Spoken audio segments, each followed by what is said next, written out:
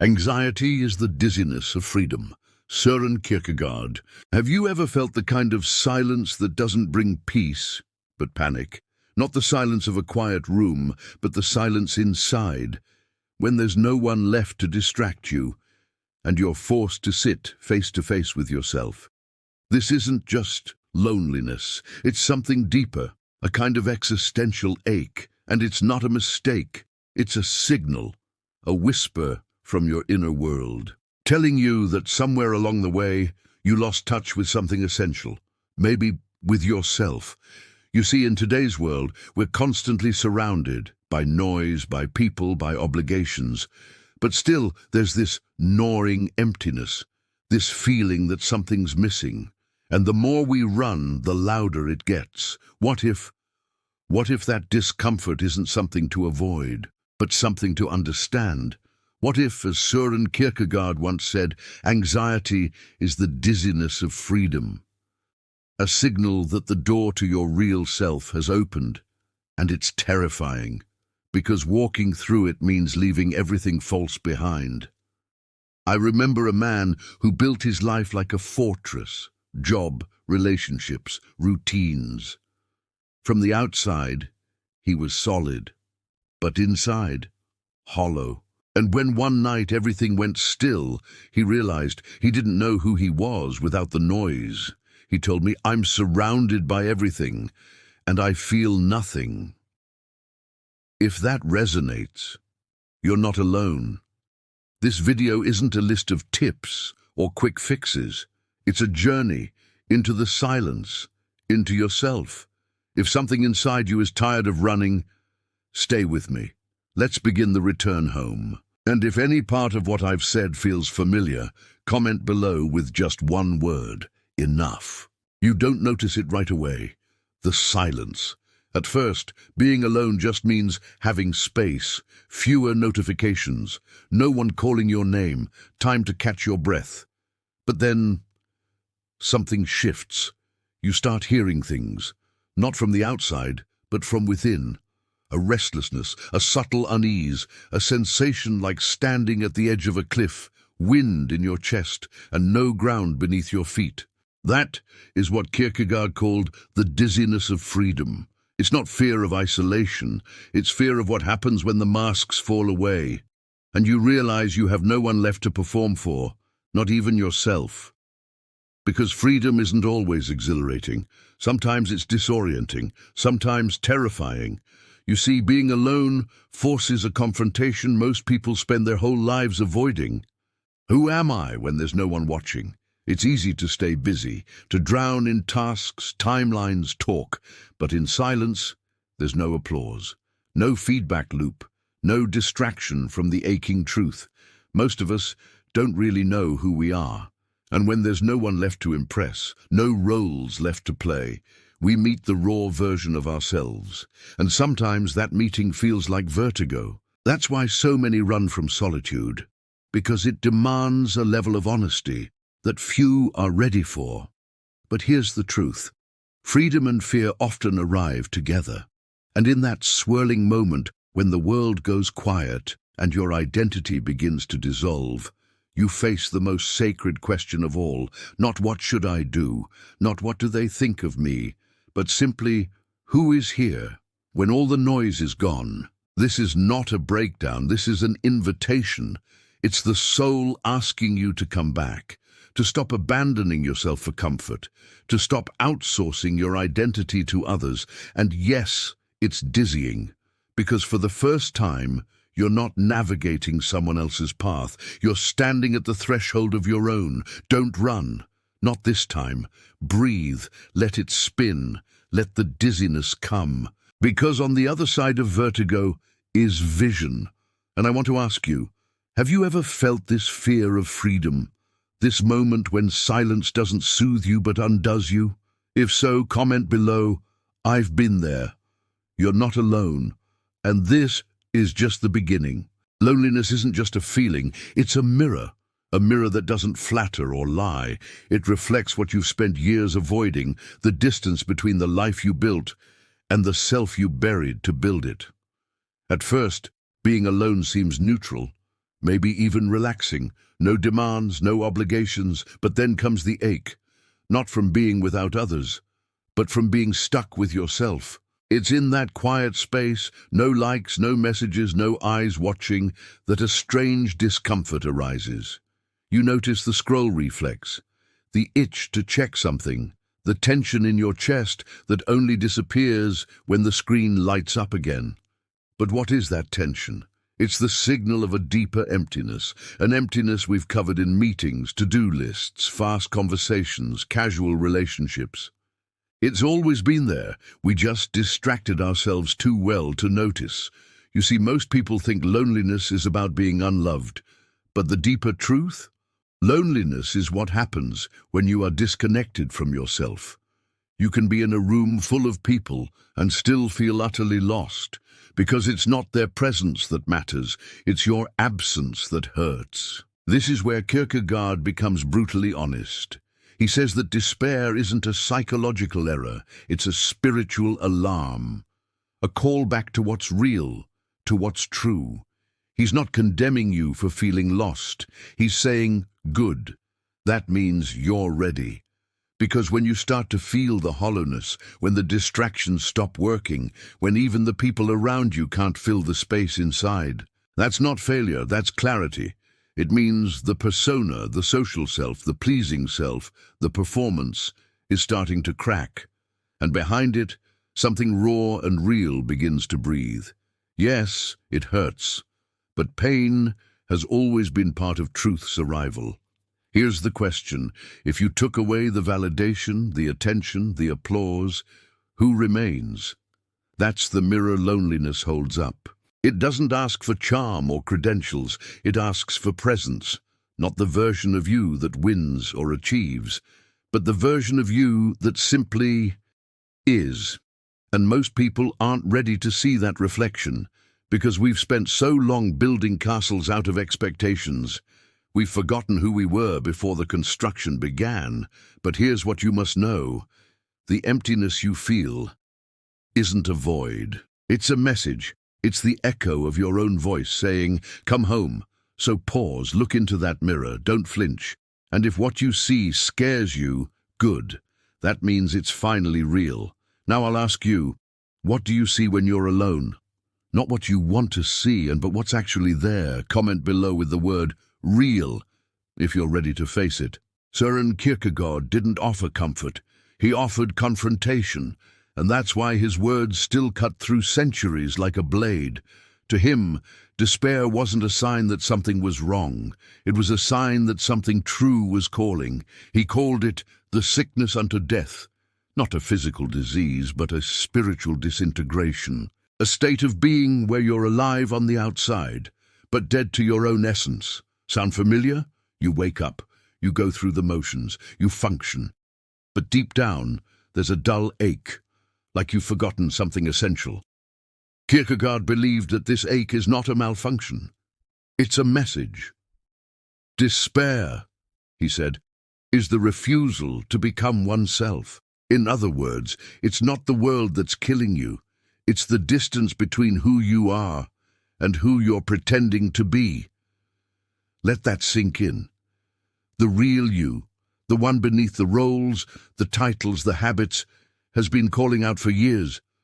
But instead of answering, you performed, you adapted, you smiled on cue, and slowly you lost your way. And when silence finally arrives, the mask slips, and what you feel isn't just fear, it's grief. Grief for the self you abandoned to fit in. This is where Kierkegaard doesn't let you hide. He doesn't say, you'll be okay. He says, you must choose. Because authenticity isn't automatic. It's a battle. A decision to stop fleeing, stop pleasing, stop performing, and start returning. But returning to what? To the self you were before the world told you who to be, to the you that whispers when everyone else is shouting. Kierkegaard says that freedom is terrifying because it strips away every excuse. You can no longer say, they made me, or I had no choice, because now you're alone, and every move is yours, and yet this is the birthplace of authenticity. You don't become real by chasing approval. You become real by standing alone and still choosing truth. That's why despair isn't a curse. It's a threshold, and crossing it requires a decision most people never make. To live a life that's yours, not a life that looks good, not a life that checks boxes, but a life where every action flows from the core, not the mask. So let me ask you, what have you been pretending not to know about yourself? Kierkegaard said, "The greatest hazard of all, losing one's self, can occur very quietly in the world, as if it were nothing at all. But here, now, you know. You've seen the mirror. You've felt the ache. And the path is open. Walk it. And if you're ready to choose truth over comfort, comment, 'I'm done pretending.' Let's be honest. Most of the time, you're not being yourself. You're being your version of what you think others need you to be, and it works. You get praise, acceptance, sometimes even love, but deep inside, a quiet dissonance grows. It sounds like, 'I don't know who I am anymore,' or worse, 'I've never really known.' Carl Jung had a word for this mask we wear in society. He called it the persona, the social self we craft to survive, fit in, succeed. It's not evil, it's necessary. But when the persona becomes the only version of ourselves we recognize, we lose something irreplaceable, our essence. That's why you feel tired all the time, not from doing too much, but from being someone else too often, from curating, filtering, overperforming, smiling when you want to scream, agreeing when your soul is screaming no. The tragedy, most people will applaud the persona. They'll call it success, maturity, professionalism. But they're cheering for a ghost, because behind that mask is a self you barely remember, a self that doesn't chase validation, a self that knows what it feels, what it needs, what it believes, without checking for permission. And that self, it's the one you meet in solitude. That's why loneliness feels so brutal, not because it's empty, but because it forces you to face the role you've been playing.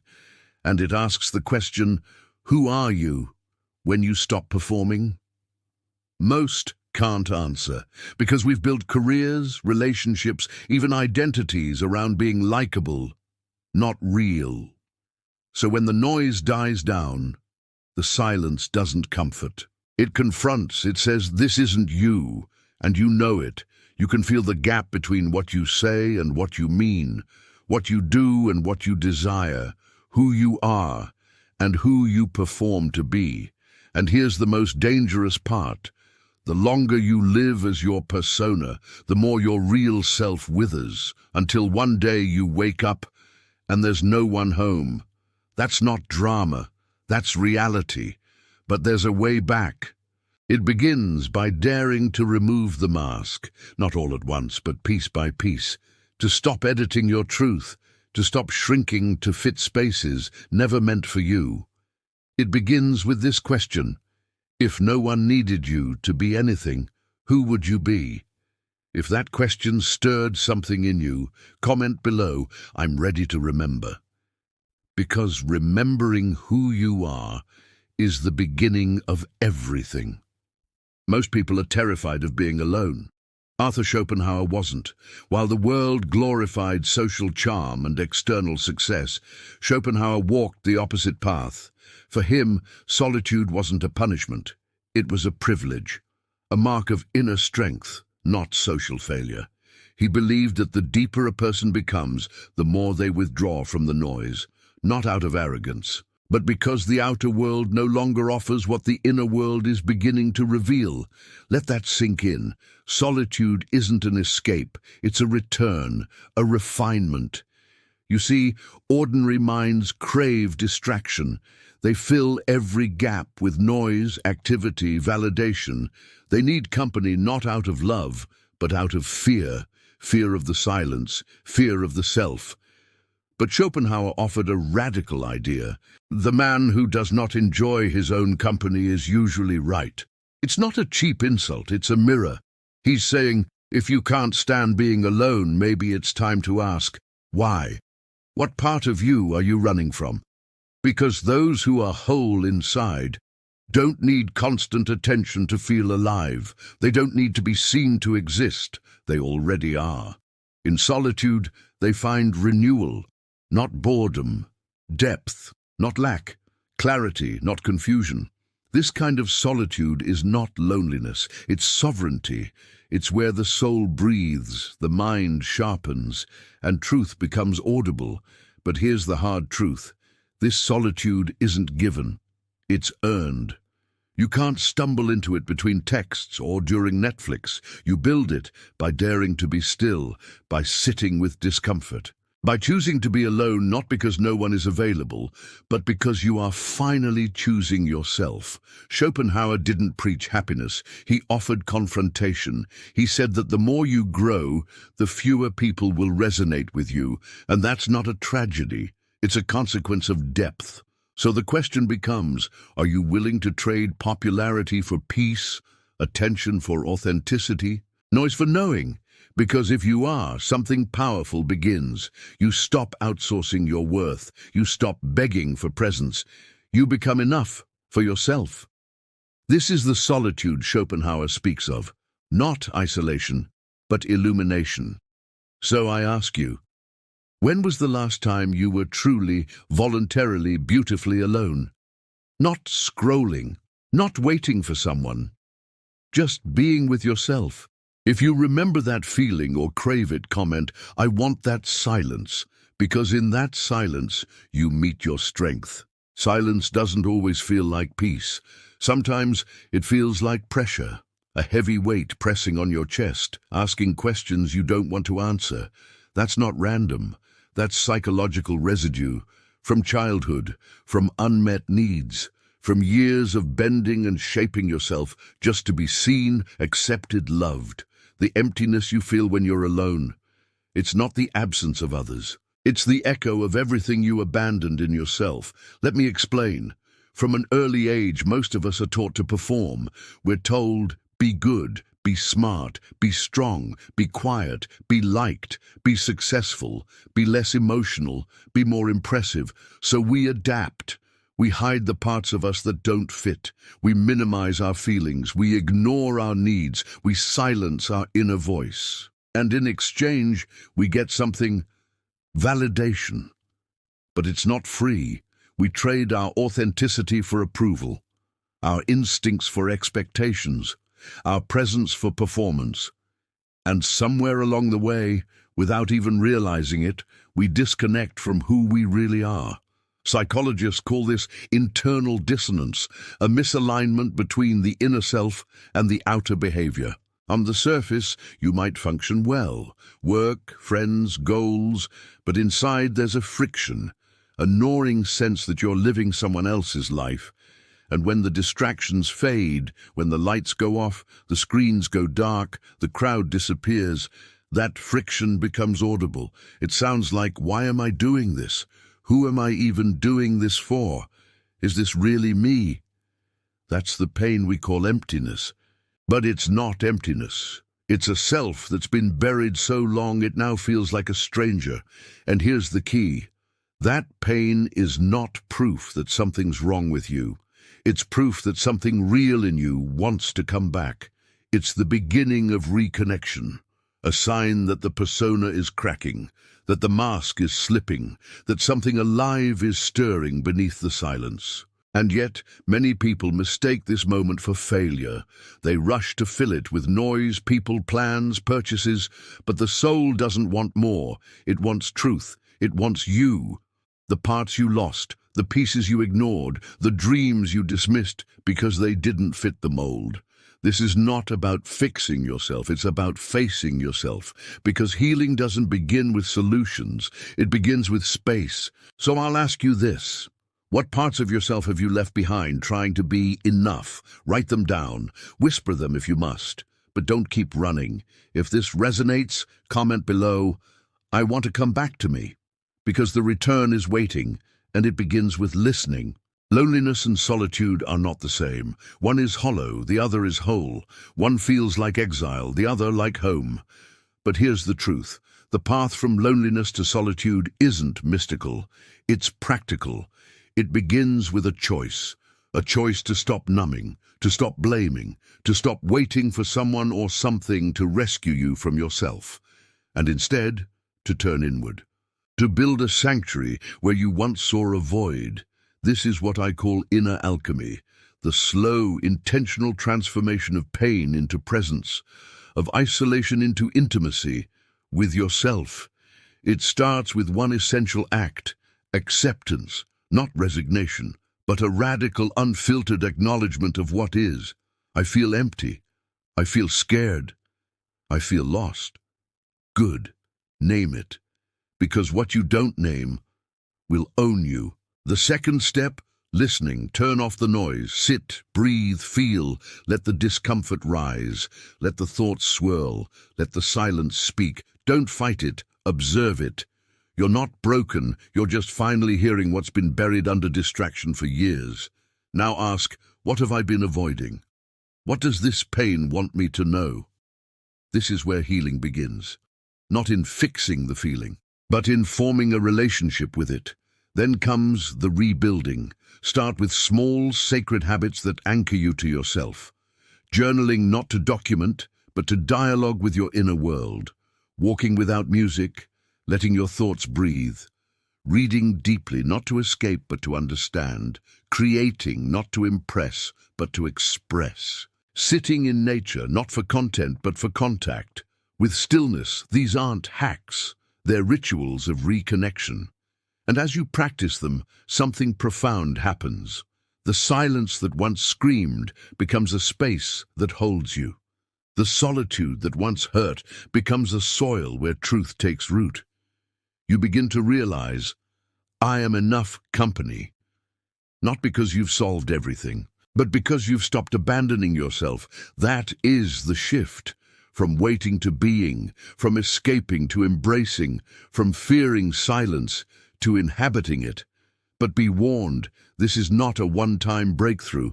It's a discipline, a devotion, a daily turning inward, because the world will keep tempting you to flee, to numb, to forget. But you are building something stronger now. A self that doesn't collapse in silence, a self that can stand in solitude. And I'll leave you with this question. What can you begin doing today, not to fix your loneliness, but to build your solitude? Share your answer below. Even one word, a ritual, a thought, comment. Here's where I begin. Because every journey home starts with a step inward. Not all escapes look like running. Some wear the mask of ambition, others of productivity. Some hide in relationships, others in constant scrolling. But make no mistake, escape is escape, and modern life is built to help you do it. Every ping, every scroll, every to-do, every urgent but unimportant notification, they all serve one purpose: to keep you from being with yourself. Because being with yourself means feeling, and feeling means remembering, and remembering means confronting the parts of you you've spent years silencing. That's why it's so seductive to stay busy. Workaholism isn't always about drive. Sometimes it's about avoidance. Codependency isn't always about love. Sometimes it's about not having to face your own emptiness. Social media addiction isn't about connection, it's about constant distraction, because in those tiny, endless distractions, we get to delay the hardest question of all. Who am I when I'm not escaping? Kierkegaard warned about this. He called it the despair that doesn't know it's despair, the kind that dresses itself up in goals, titles, charm, even success. But deep down, it's hollow. It's the life of the high-functioning lost. People who look fine, but feel nothing, or worse, feel everything but have nowhere safe to bring it. And that is the cost of constant escape. You lose your depth, your sense of self, your ability to sit in your own skin without flinching. Eventually, you don't even know what you're running from. You just know you can't stop moving, but here's the truth. You're not afraid of being alone. You're afraid of meeting the self you left behind, the wounded one, the rejected one, the real one. And yet, that's the only one who can make you whole. So you have two choices: keep running or stop. Stop scrolling, stop numbing, stop hiding behind busyness and pretending it's virtue, and instead breathe, sit, stay, ask, what part of me have I been fleeing from? The answer may hurt, but it's yours, and that makes it holy. So now I ask you, what's your escape route? Be honest, name it, because what you name, you can reclaim. Comment below, here's what I've been running from. And if you don't know yet, write, I'm ready to find out. Because naming the escape is the first step home. There is a quiet power in those who no longer need the world to tell them who they are. You can see it in the way they walk, unhurried, in the way they speak, without needing to impress, in the way they're alone, not because they've been abandoned, but because they've chosen presence over performance. This is the silent revolution. A life not built on noise but on knowing, not on applause but on alignment. A life where solitude isn't exile, it's home. You see, the world rewards visibility. It tells you that being constantly engaged, constantly online, constantly in the mix is proof that you matter. But real power doesn't scream, it doesn't chase, it sits, it watches, it waits, it creates from stillness, not reaction. And when you've done the inner work, when you've stared down the emptiness and chosen to stay, you become unshakable, not because you're always confident, but because your sense of self no longer depends on anyone else's mirror. This is where Kierkegaard and Schopenhauer meet. One warns you of despair when you abandon yourself. The other shows you the strength that comes when you return. And when you live from this place of rooted solitude, something profound happens. You stop begging for scraps of attention. You stop fearing rejection because you've stopped rejecting yourself. You no longer enter relationships from lack, but from overflow. Solitude doesn't mean you isolate. It means you choose connection from wholeness, not from hunger. You don't need others to validate your worth. You share your presence as a gift, not a demand. And this changes everything. Your friendships deepen. Your boundaries strengthen. Your love becomes less about filling voids and more about building bridges. Because now you are not seeking a savior. You're offering companionship, not out of need, but from truth. But let's be clear. This life isn't easy. It's earned. It means saying no to the noise. It means choosing fewer, deeper things. It means letting go of the version of you that was built only to survive. But what you get in return is a kind of freedom few ever taste, a groundedness, a clarity, a peace that doesn't vanish when the room empties. That's the revolution, not changing the world's volume, but changing your need for it. So now I ask you, what would your life look like if you no longer depended on noise to feel real? Comment below. I'm ready for the quiet strength, because the world doesn't need more performers. It needs more rooted souls. And maybe, just maybe, you're one of them. The world is quieter now. You've walked through the mirror of loneliness. You've stared into the eyes of your own absence. You've touched the pain, the ache, the hunger for something real. And now, standing here, stripped of the noise, the applause, the mask, a question remains. Who are you? Without the noise. Not who you perform to be. Not who you pretend to be for safety. Not the version of you stitched together by expectation and fear, but you, the one beneath the patterns, the one who remembers silence as sacred, the one who doesn't flinch when alone because you're no longer a stranger to your own soul. Carl Jung once said, "Your vision will become clear only when you can look into your own heart. Who looks outside dreams. Who looks inside awakens." And maybe now, for the first time, you're awakening. You've begun the return. from running to resting, from escaping to inhabiting, from loneliness to solitude. You no longer fear silence. You've learned to listen. You no longer resist being alone. You've learned to be with yourself, and in that quiet, something unshakable grows. Self-trust, self-intimacy, self-ownership. You're not fixed, you're found. And now, the invitation is simple, but it is lifelong. Live from this place, protect it, nurture it, return to it. Let it be your foundation. Because once you've known the strength of being at home in yourself, you'll never settle for half-presence again. So let me leave you with one final question. Don't rush it, let it echo. What would your life become if you chose to live every day as someone who has come home to themselves? Take a breath, and if this journey touched something deep inside you, comment below, "I'm home," because you are. And that changes everything.